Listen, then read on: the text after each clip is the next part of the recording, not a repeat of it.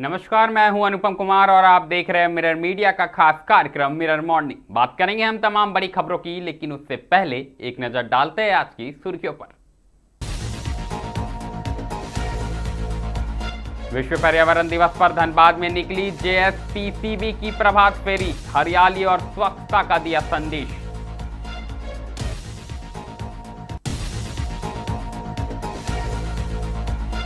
मौसम ने ली करवट, 7 जून तक झारखंड में बारिश का अलर्ट, विभाग ने सतर्क रहने की दी सलाह।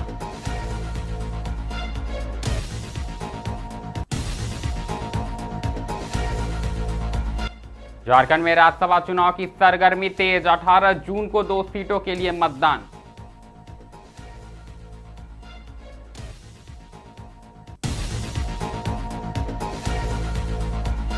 मैया समान योजना की किस्त जारी करने की प्रक्रिया तेज, लाखों महिलाओं को मिलेगा जल्द भुगतान।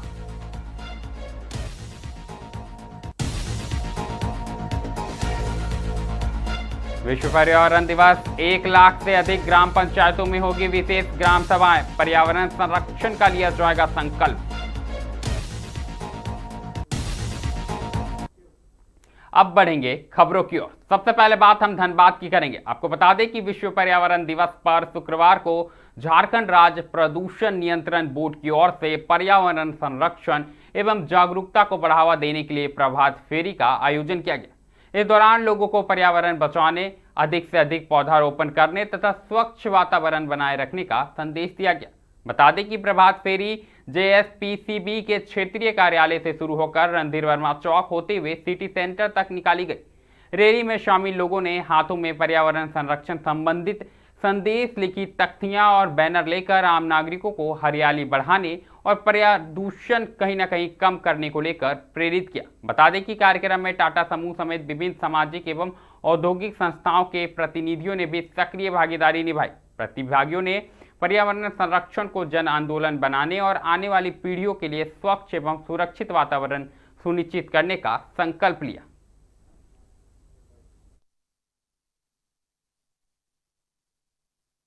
आज विश्व पर्यावरण दिवस 2026 पर आज सुबह हम प्रभात फेरी निकाल रहे हैं और इस प्रभात फेरी में मेनली जो हमारा कैंपेन है वो क्लाइमेट एक्शन को लेकर के है।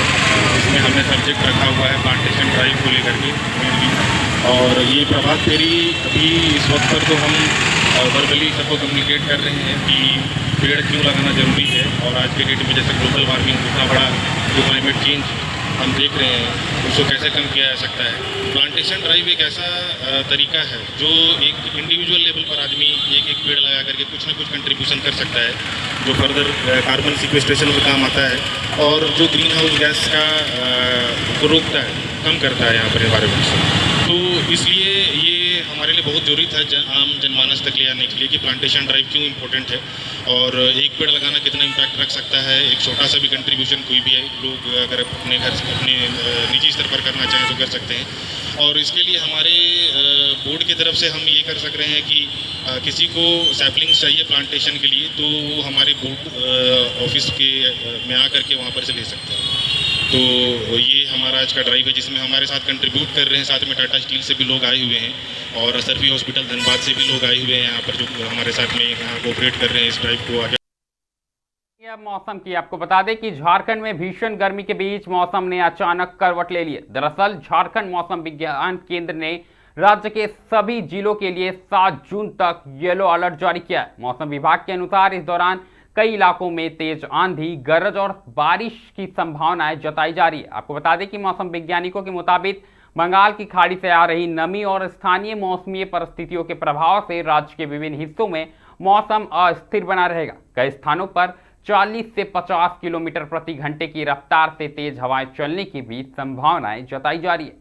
इसके साथ ही मेघ गर्जन और बिजली गिरने का भी खतरा लगातार बना हुआ है। आपको बता दें कि मौसम विभाग ने किसानों को खुले मैदानों में काम करने वाले लोगों को कहीं ना कहीं विशेष सतर्कता बरतने की सलाह दी गई। खासकर खराब मौसम के दौरान पेड़ों के नीचे ना खड़े होने की हिदायत दी गई है। कुल मिलाकर बात करें तो कहीं ना कहीं मौसम में कहीं ना कहीं अब बदलाव देखने को मिल रहा है और जो बारिश का दौर है अब शुरू होता हुआ नजर आ रहा है। ऐसे में अगर बात करें तो राजधानी रांची समेत धनबाद, बोकारो, गिरिडीह में शुक्रवार की अहली सुबह तेज बारिश का जो नज़ारा है वो देखने को मिला और ऐसे में मौसम से लोगों को कहीं ना कहीं गर्मी से राहत मिली, लेकिन खास तौर पर मौसम विभाग ने लोगों को सतर्क रहने की सलाह दी है। ऐसे में सीधे अधिक जानकारी के साथ हमारे सहयोगी प्रभात जुड़ चुके हैं। तो प्रभात बताएं, एक तरफ जहां भीषण गर्मी थी, वहीं शुक्रवार को हुई सुबह बारिश के बाद मौसम ने कहीं ना कहीं करवट ले लिया। धनबाद की बात करें तो क्या कुछ नजारा देखने को मिल रहा है?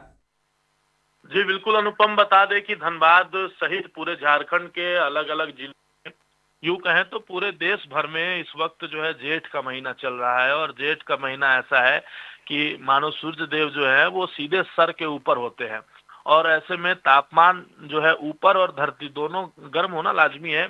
लगभग 40 डिग्री तक जो है अधिकतम तापमान से लोग, उमस भरी गर्मी से लोग परेशान थे, लेकिन एक सुखद भरी पहल जो है वो सामने आ रही है। आईएमडी के अनुसार अब जो है वो मानसून झारखंड में दस्तक देने वाली है और केरल में जो है, केरल के रास्ते 15 जून तक जो है धनबाद में भी बारिश की आसार जो है वो सामने निकल कर आ रहे हैं और येलो अलर्ट भी, जैसा आपने कहा, वो जारी किया गया है।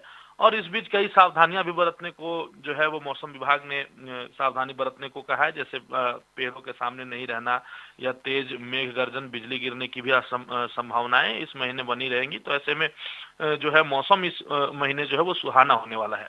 प्रभात, मौसम इस महीने सुहाना होने वाला है, लेकिन अगर हम बात करें शुक्रवार सुबह की बात करें तो तेज बारिश के साथ धनबाद में कई इलाकों में कहीं ना कहीं मेघ गर्जन और तमाम जो चीजें हुई हैं, इससे कहीं ना कहीं गर्मी से राहत मिली है लोगों को। अभी की अगर हम बात करें तो अभी क्या कुछ मौसम देखने को मिल रहा है धनबाद में? जी बिल्कुल, शुक्रवार की जैसे आपने बात की तो मौसम काफी सुहाना था और आज भी जो है वो पारा अमूमन औसतन जो इस महीने का जो औसतन पारा था उससे करीब 4 से 5 डिग्री तक कम है। चूंकि रात में भी बारिश हुई थी तो उसके बाद सुबह जो है वो उतनी गर्मी नहीं रही और लगभग अभी अनुमानित जो है जिस तरह से आंकड़े आ रहे हैं 30 से 35 डिग्री फिलहाल अभी गर्मी है, लेकिन जैसे जैसे दिन चढ़ेगा तो ये डिग्रियां बढ़ेंगी और बारिश जो है वो उसने दरवाजे पर दस्तक दे दी है और लगभग 15 जून से माना जा रहा है कि बारिश जो है वो जोरदार धनबाद में होने वाली है, खास करके धनबाद की अगर बात करें तो। जानकारी के लिए बहुत बहुत धन्यवाद। तो साफ तौर पर अब मानसून कहीं ना कहीं झारखंड के दरवाजे पर पहुंच चुका है और 15 जून के आसपास राज्य में दस्तक दे देगा। इससे पहले अगर बात करें तो बारिश को लेकर राज्य भर में येलो अलर्ट जारी किया गया है और बीच बीच में बारिश का दौर यूं ही जारी रहने वाला है। तो कहीं ना कहीं लोगों को भीषण गर्मी से राहत मिलने की उम्मीद है। ये तो बात रही मौसम की, लेकिन रुख करेंगे राज्यसभा चुनाव की ओर। जी हाँ, आपको बता दें कि झारखंड में राज्यसभा की 2 सीटों पर होने वाले चुनाव को लेकर राजनीतिक गतिविधियां तेज हो गई है। दरअसल निर्वाचन आयोग द्वारा 18 जून को मतदान की तिथि घोषित किए जाने के बाद सत्तारूढ़ गठबंधन और विपक्षी दलों ने अपनी अपनी रणनीति पर काम करना शुरू कर दिया। इसी बीच राज्य की राजनीति में इन दिनों दोनों सीटों को लेकर काफी उत्सुकता बनी हुई है। बता दें कि परिणाम आगामी राजनीतिक समीकरणों पर भी साफ तौर पर असर डालेंगे। बात करें तो झारखंड मुक्ति मोर्चा, कांग्रेस और भारतीय जनता पार्टी यानी बीजेपी लगातार बैठकें कर रही है और चुनावी गणित को साधने में जुटी हुई है। महागठबंधन की कोशिश दोनों सीटों पर अपनी पकड़ मजबूत बनाए रखने की है, जबकि भाजपा भी मुकाबले को रोचक बनाने के लिए रणनीति तैयार कर रही है। हाल के दिनों में रांची में कई दौर की राजनीतिक बैठकों का आयोजन भी हुआ, जिसमें उम्मीदवारों के चयन और विधायकों के समर्थन पर चर्चा की गई। जानकारी के अनुसार कांग्रेस और जेएमएम के 20 सीटों के बंटवारे तथा उम्मीदवारों को लेकर मंथन जारी है। दोनों दलों ने गठबंधन की एकजुटता बनाए रखते हुए चुनाव में बेहतर प्रदर्शन का दावा किया। वहीं अगर बात करें तो भाजपा भी अपने विधायकों के साथ लगातार संपर्क में है और चुनावी रणनीति को अंतिम रूप देने में जुटी हुई है। निर्वाचन कार्यक्रम के अनुसार नामांकन प्रक्रिया जारी है और 18 जून को मतदान के साथ ही मतगणना भी होगी। वहीं राजनीतिक दलों की नजर अब सभी उम्मीदवारों की घोषणा और विधानसभा की संख्या बल पर टिकी हुई है। राज्यसभा चुनाव को लेकर झारखंड की राजनीति में आने वाले दिनों में और भी हलचल बढ़ने की संभावनाएं हैं। बात करेंगे मैया सम्मान योजना को लेकर। जी हां, झारखंड सरकार की महत्वाकांक्षी मुख्यमंत्री मैया सम्मान योजना के तहत लाभुक महिलाओं को मार्च और अप्रैल माह की लंबित किस्त की राशि जल्द उपलब्ध कराने की दिशा में कार्रवाई तेज हो गई। दरअसल महिला बाल विकास एवं सामाजिक सुरक्षा विभाग द्वारा लाभुकों के बैंक खातों का सत्यापन और डेटा मिलान का कार्य तेजी से किया जा रहा, ताकि पात्र महिलाओं के खाते में सीधे राशि का हस्तांतरण किया जा सके।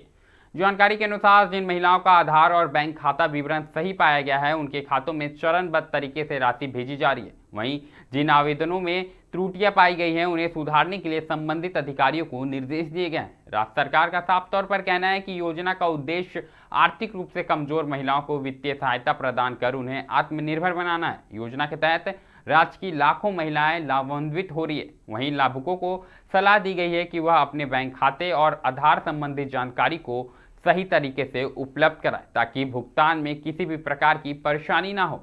विभागीय अधिकारियों ने भरोसा दिलाया है कि सभी पात्र महिलाओं को लंबित किस्तों की राशि जल्द से जल्द उपलब्ध कराने के लिए युद्ध स्तर पर कार्य किया जा रहा है।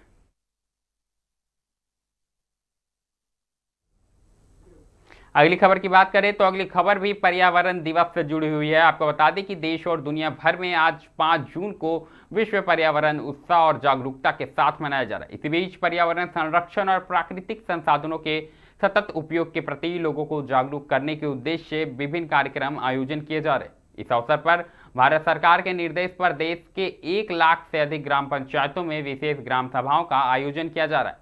इन ग्राम सभाओं में जल संरक्षण, वृक्षारोपण, प्लास्टिक प्रदूषण पर रोक, स्वच्छता अभियान और जैव विविधता संरक्षण जैसे विषयों पर चर्चा होगी। ग्रामीणों को पर्यावरण के प्रति जिम्मेदारी निभाने और अपने आसपास के प्राकृतिक संसाधनों को बचाने के लिए प्रेरित किया जाएगा।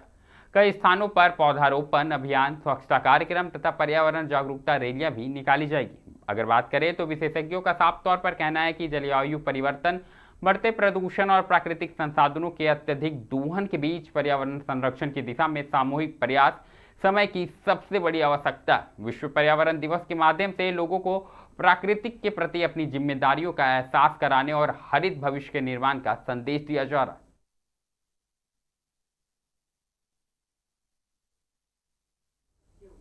रुक करेंगे धनबाद का। आपको बता दें कि धनबाद के बरोरा पंचायत के केंदुआडी गांव में ग्रामीणों और बीसीसीएल प्रबंधन के बीच विवाद गहरा गया। दरअसल ग्रामीणों ने आरोप लगाया है कि बिना उचित नियोजन और मुआवजा दिए उन्हें घर खाली करने का दबाव बनाया जा रहा है। ग्रामीणों का साफ तौर पर कहना है कि विरोध करने पर गांव की बिजली काट दी गई, जिससे पिछले 1 सप्ताह से पूरा इलाका अंधेरे में है। भीषण गर्मी के बीच बच्चों, महिलाओं और बुजुर्गों को भारी परेशानी का सामना करना पड़ रहा। ग्रामीणों ने बिजली बहाल करने, उचित मुआवजा और नियोजन देने की मांग की है। साथ ही चेतावनी दी है कि मांगे पूरी नहीं होने पर चरणबद्ध तरीके से आंदोलन किया जाएगा। अब भी सुने उनका क्या कुछ कहना।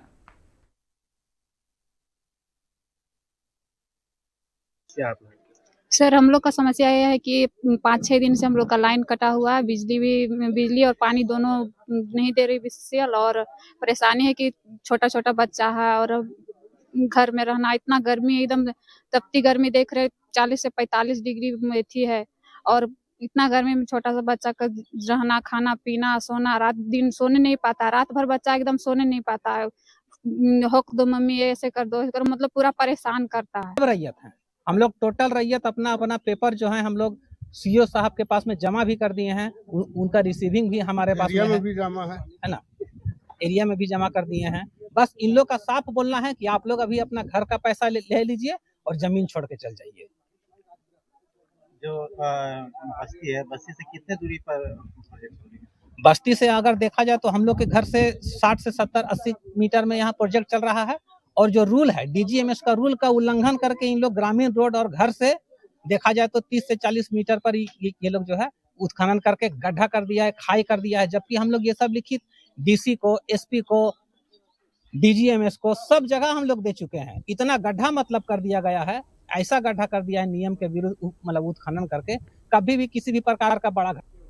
बात हजारीबाग की करेंगे। आपको बता दें कि हजारीबाग के चर्चित ट्रिपल मर्डर मामले में अब झारखंड राज्य अल्पसंख्यक आयोग ने पुलिस जांच पर गंभीर सवाल खड़े कर दिए। दरअसल आयोग के अध्यक्ष हिदायतुल्लाह खान ने कहा कि टीम पुलिस की जांच से संतुष्ट नहीं है और प्रशासन की खामोशी कई संदेहों को जन्म दे रही है।